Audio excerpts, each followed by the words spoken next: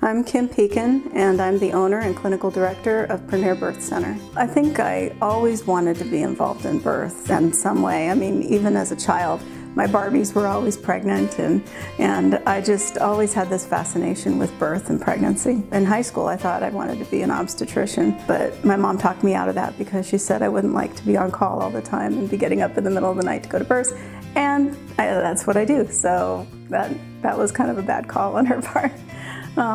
But I did, instead of going into birth work at that time, I became an accountant, and so my training is in business school and accounting, and I never really found that all that fulfilling. You know, it just didn't really speak to my soul like birth work did.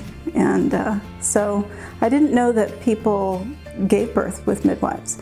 I didn't know that that was an option that people still chose. So for my first 3 babies, I had them in the hospital. But for my last 2 babies, I decided to have home births. And so that was a big shift. But the care that I received when I had my home births was so vastly different than the care that I received when I was with the obstetricians in the hospital. I mean, the obstetricians were great, but there's nothing like that personalized care that your midwife gives you. So that really inspired me. And at the age of 40, I decided to go back to school and to become a midwife. And I trained with the midwife who was the midwife at my youngest son's birth, and followed her and had an apprenticeship with her while I was in school, and then became a midwife.